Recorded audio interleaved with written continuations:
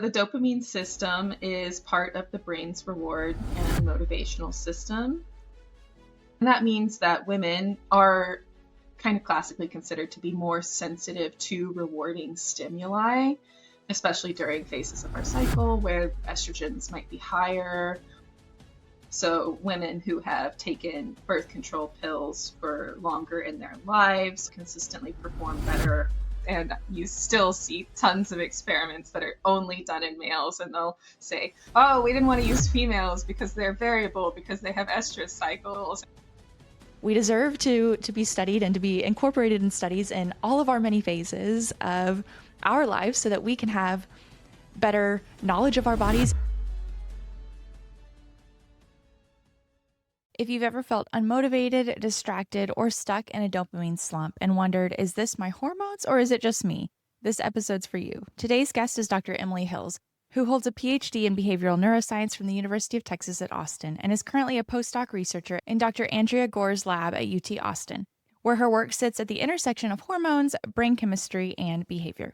Her research explores how hormones and hormone-mimicking compounds influence the brain's dopamine system, shaping motivation, attention, reward processing, and learning, especially in the context of modern environmental exposures and hormonal contraceptives. In this episode, we're diving into what dopamine actually does, how hormonal fluctuations and synthetic compounds can alter motivation, and why your brain chemistry might be responding to more than just stress or willpower. Think neuroscience, hormones, and real-life application, all explained in a way that finally clicks. Dr. Emily Hills, welcome to Wellness Big Sis, the pod. Let's start with just an overview of the dopamine system, zooming in on its involvement in motivation, reward, pursuit, learning, behavior, and mood. Yeah, great. So the dopamine system is part of the brain's reward and motivational system.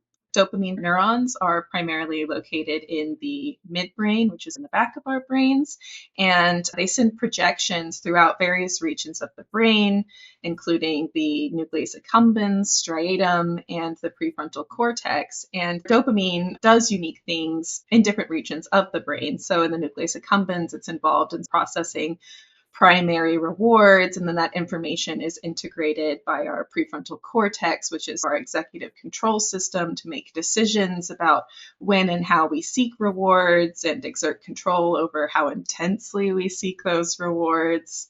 It's a very integrated system that impacts pretty much everything that we do, learning and memory and motivation.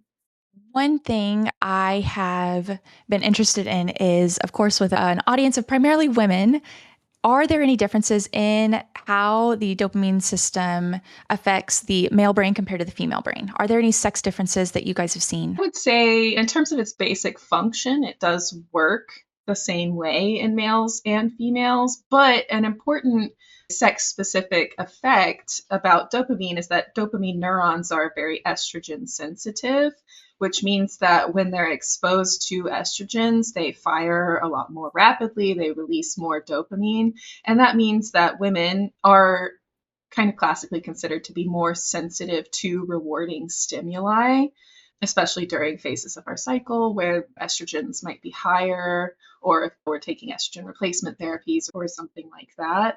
So we do see more reward-seeking behavior in females compared to males.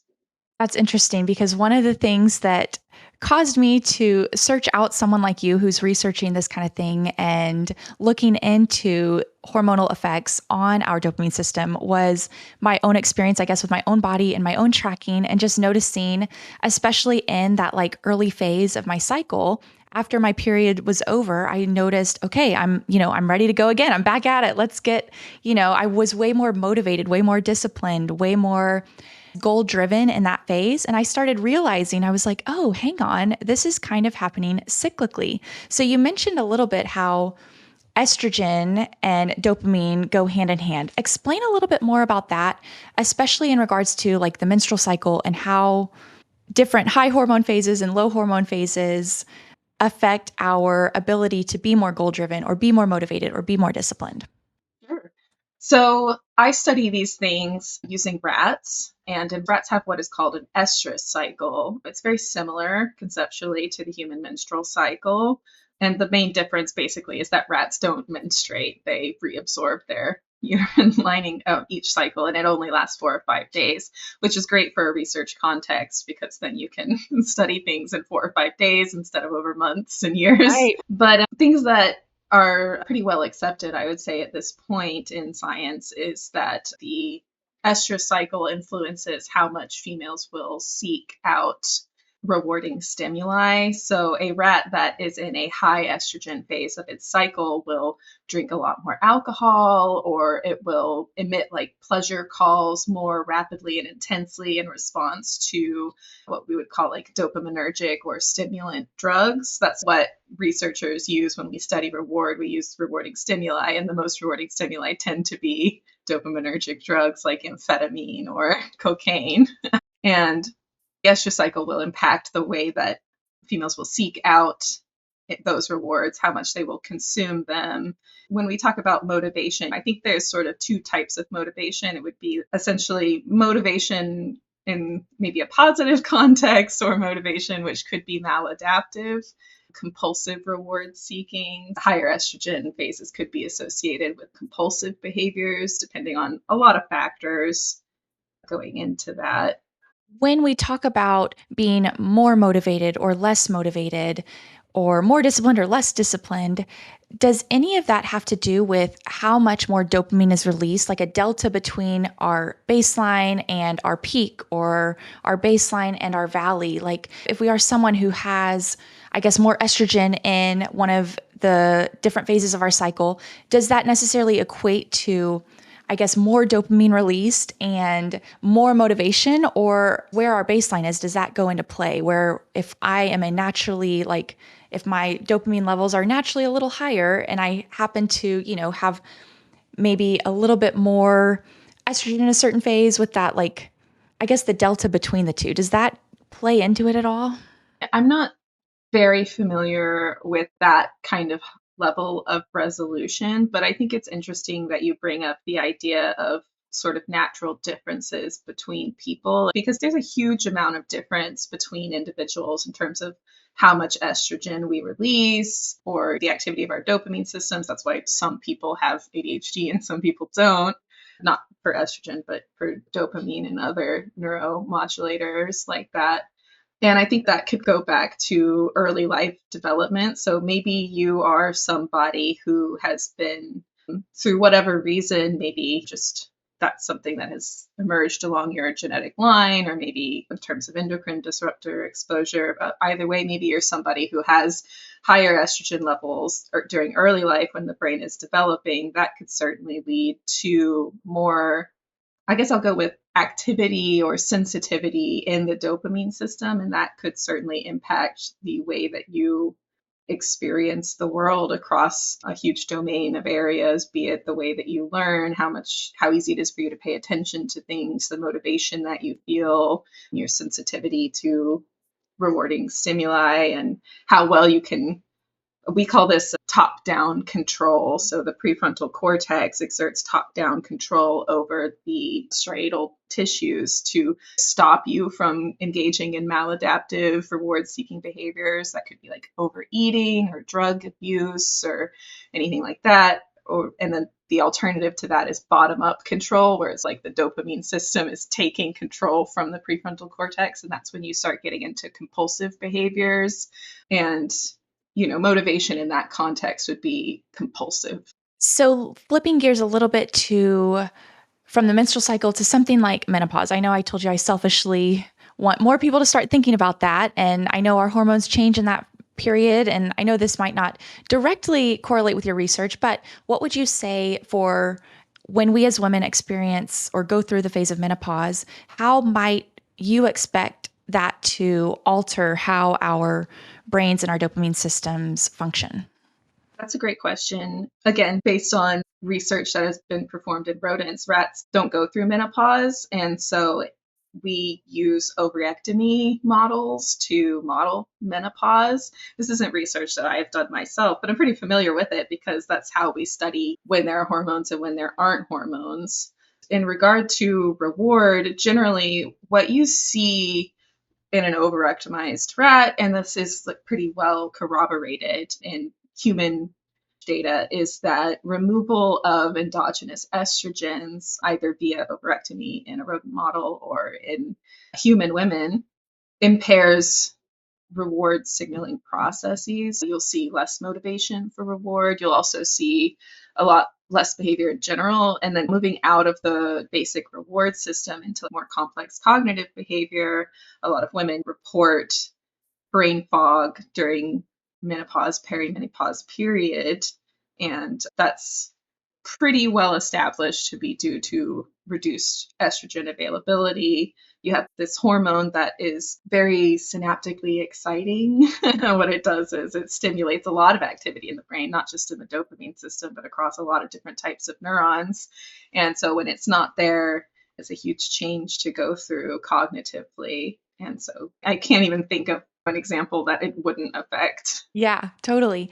I know you also mentioned that possibly starting it earlier might offset some of the maybe less desirable impacts of this lower estrogen phase in our life a little bit. Or so I guess question one, is there benefit to maybe not like waiting it out and letting my body sort of try and regulate it when it comes to how our body functions in that perimenopause, menopause phase with that lower estrogen levels? And then two, do you expect it to sort of level out? Like you said, it's a drastic change when we go through something like this, where all of a sudden our body's used to functioning at this certain level, and then it drops. And so do you guys see this change? And I don't even know if this is possible to study, I guess, long term after menopause, and once your body starts to re-regulate at that new normal, is there sort of this fluctuation and change longer term too? So, to address your first question, when you say starting it earlier, you probably mean like estrogen replacement Yes, therapies. exactly. Yeah, and I'm not a physician, so I Yes. definitely am not making any physician type recommendations.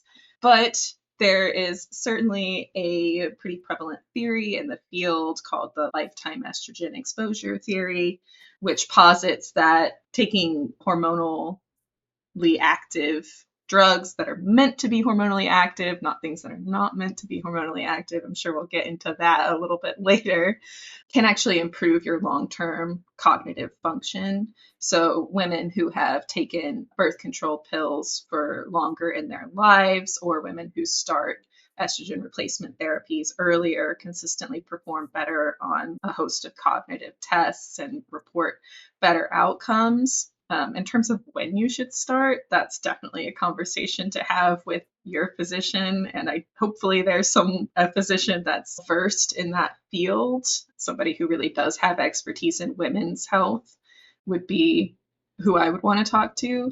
But speaking anecdotally, I have a friend who is 35, and she was talking to her doctor, who's a really great doctor, and she was talking about the brain fog and exhaustion that she's been feeling, and the doctor prescribed her a low-level vaginal estrogen cream, and she has just been raving about how great it's been and how helpful it's been. So I think she's one of those people who maybe has naturally lower levels at an earlier point in life. And jury's out, we're still in our 30s right now, so we'll find out. Hopefully it's going to work out really well for her. It seems to be working well for her now. And then what about part two, I guess, of this, like, I guess once your body re-regulates on this new level and gets used to that, what effects do you guys see there? I would say what we tend to see when we overrectomize a female rat is that it starts responding more similarly to a male rat. So while I would say that it's going to be a change, it doesn't necessarily have to be contextualized as maladaptive or bad. It's just what is the new normal for you. I am speaking informally in that regard from a human perspective.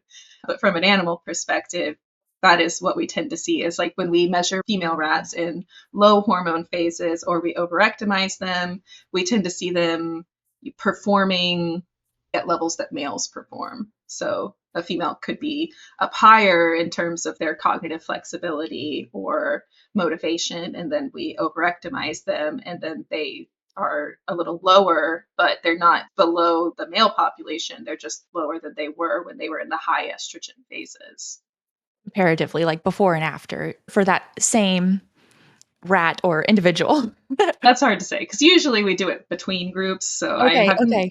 yeah, I've never really done that type of study where we looked at before and after in the same animal. Instead, it would be like this group of animals was high estrogen, this group of animals was overoptimized, and then we also had a group of males, and we compared cognitive and motivational outcomes in those types of animals to see how estrogen levels impact different types of behavior in the realm of cognitive attentional function and motivation.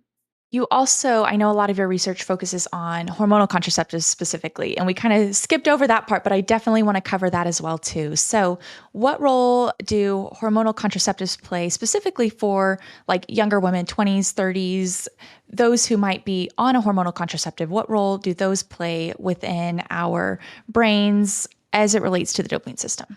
Yeah, I will caveat I studied hormonal contraception in graduate school, and then I've moved on to studying endocrine disruptors now. So it's not really an active research line that I'm continuing to pursue, but I do hope to come back to it because it was something I was always working for. It's so relevant for women, it's so interesting, but it's not very predominantly studied in women's health research or just in neuroscience research aiming to characterize the female neuroscientific perspective, which there's a big movement, which has been going on for decades, of sex as a biological variable and including females in biomedical research to improve our standards in drug manufacturing and recommendations. And I'm trying not to get on a tangent here, but I will say that initiative has been in place at the NIH for decades, and you still see tons of experiments that are only done in males, and they'll say, "Oh, we didn't want to use females because they're variable because they have estrous cycles," and that's not even always true. So that's an aside, a different conversation, but So, hey, I'm in the same mindset. I do a lot of just education in general, and I'm a women's health PT, so I do a lot of women's health work, and I try and get on a lot of researchers and scientists and people who are willing to go through the hard efforts and study women specifically. So, and given all of our phases, right? I mean, it's so hard to study women in general, anyways, because of our menstrual cycles and the variability within that. Pregnancy, who knows whether or not, I'm sure like the people that you might be studying, if you are doing human studies, are maybe going to get pregnant. And then all of a sudden there's a new variable that you might not have been able, like you might not have thought to exclude early on. And then add in hormonal contraceptives and things like that too. So it's complex and complicated, and we are complicated and complex, but we deserve to be studied and to be incorporated in studies in all of our many phases of our lives so that we can have better knowledge of our bodies and then, yeah, subsequent better care from a variety of healthcare providers and industries.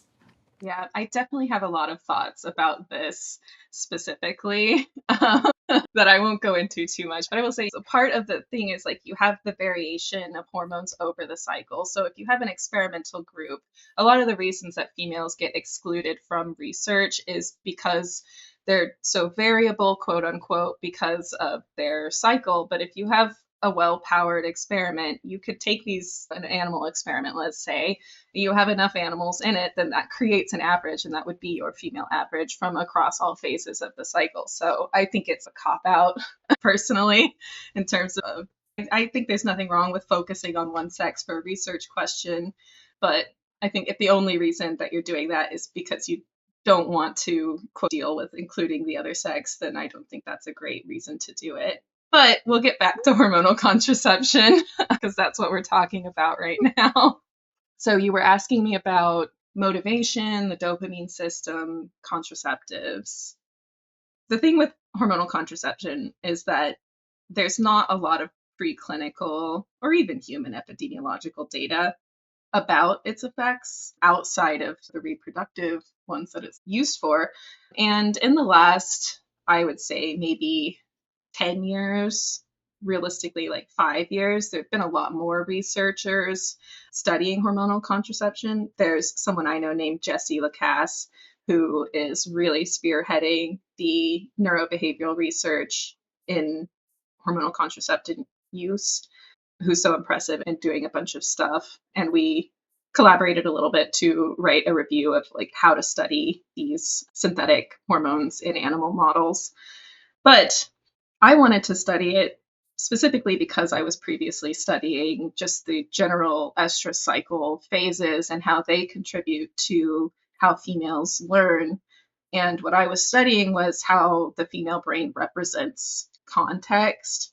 So, if you're sort of familiar with the idea of, let's say, if you study in a certain context, like chew gum or you study at the library, you'll be able to recall information better when you're tested on it later if you're in that same context. And that all happens in the hippocampus, which is another region of the brain that's very sensitive to estrogen. And so I was interested to know how estrogen levels across the cycle impacted context representation. And I found that female rats were better at encoding context and differentiating between contexts when they were tested in high hormone levels, or when they learned in a high hormone level and then were tested in a different phase of their cycle. So it was like the cycle was acting as its own context, basically. We call this like an internal context. It's, oh, when I'm stressed out, suddenly I stress is an internal state, those types of things.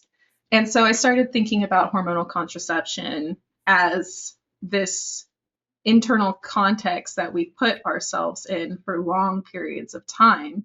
What happens when that context changes is the perspective I was taking when I was first studying hormonal contraception. Was, does it create its own internal context? Does that help us learn or encode information, or how do changes in it help us learn or encode information? And so I think I would say it's a dual perspective in my research of, one, how does modulating our hormone levels synthetically impact the way that we encode and recall information? And then two, does that hormone state that is exogenously being manipulated create an internal context? And then how does that also influence the way that we learn and recall? And I found a couple of interesting things. One thing that I found was that the rats on hormones, so I was comparing basically a low phase estrogen cycle rat to a high phase rat and then a contraceptive rat, having them go through some reward learning and memory tests. And I found that the hormonal contraception rat was performing pretty much at the same level that the low estrogen phase rat was performing. And they were both lower than the high phase rat. And what I was testing them for was a memory of an amphetamine associated context. So I was testing how much they preferred the amphetamine, how well they remembered the context they learned it in, how well they extinguished their preference for the amphetamine. And then I also looked at dopamine cell numbers and activity in their brains after the study was finished. And so the contraceptive rats were performing similar to the low hormone rats in terms of they didn't prefer the amphetamine as much. They still preferred it because it's still a pretty stimulating drug, but not as much as the rats that were in the high estrogen phase, which sort of suggests that reduction in hormone levels was impacting their preference. And then they extinguished easier. And then at the end of the study, when I was looking at their dopamine activity, they also had lower dopamine activity levels compared to the high estrogen rat, but they were similar to the low estrogen rat. And this is something that I think we got into before, where thinking about the context that we talk about hormonal contraception, because in my research experience, I haven't found it to be harmful necessarily. It's the same as getting used to perimenopause or something, where they're performing at the same level as the rat in its low estrogen phase. They're not showing strong impairments. They're just not as the high estrogen phase. Yeah, it's what you compare it to. And I like how you said that, because it's like, okay, positive versus negative, you have to have a comparison value anyways between, is this a positive behavior due to it, or is it a negative? Well, we don't know unless we have something to compare it to.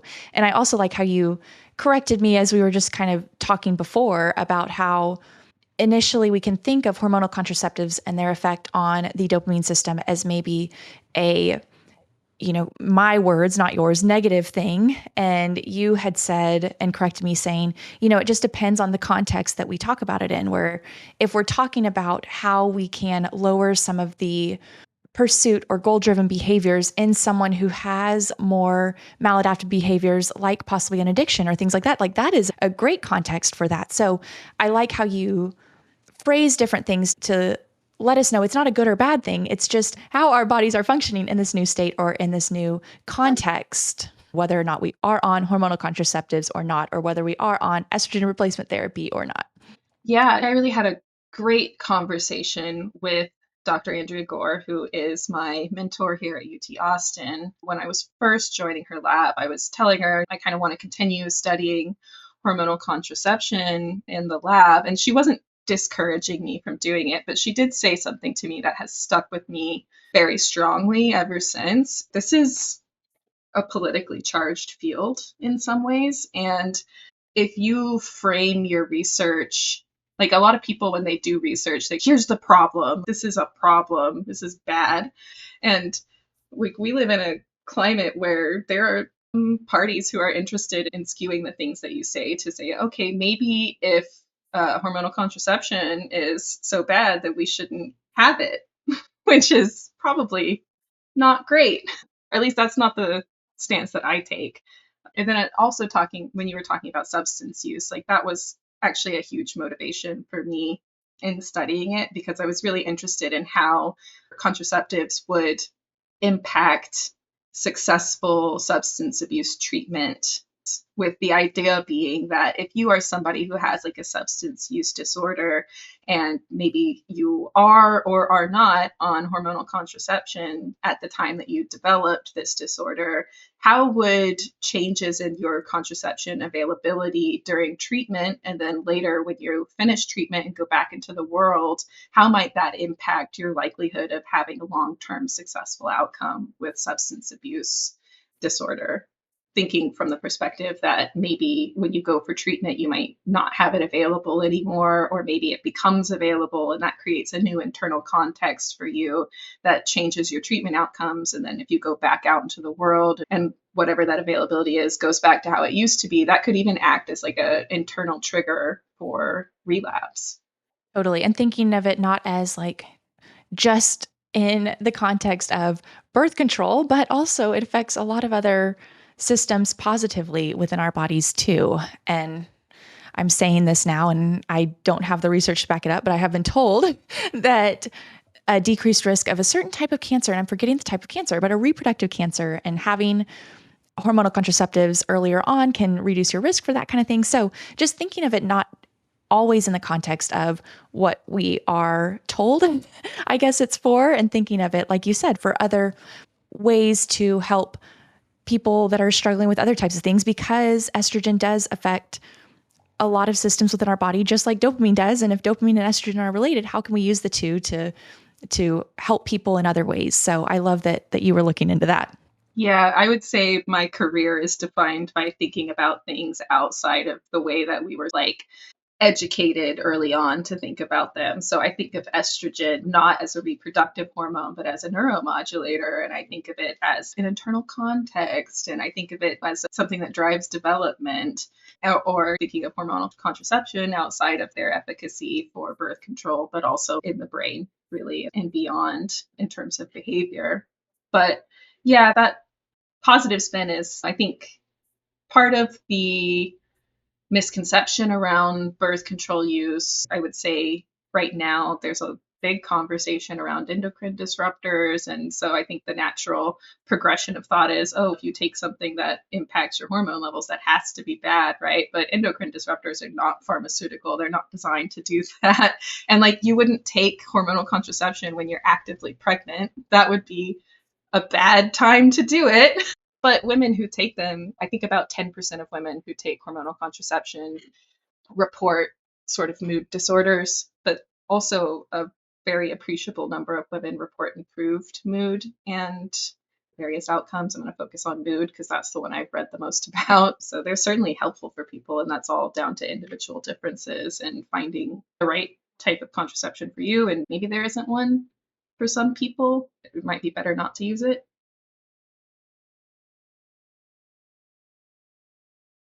It's got a little bit of a hurdle to use, but once it gets working, it works great, I think. And it's just very no frill, science forward. I wasn't trying to influence people's opinions. I just wanted them to have information when I made it. So You that's get what it that. does. It reads that way. And I will say, when you said, I forget the words you used to describe it, but basically not the most tech forward platform, and like being, what did you say, like old 2000s, old, 2000s based computer. Like it is a little bit nostalgic, and I actually really like that. So I liked using it that way. I liked logging on and being like, oh my gosh, wait, this is so simple as a user to use. So I loved it.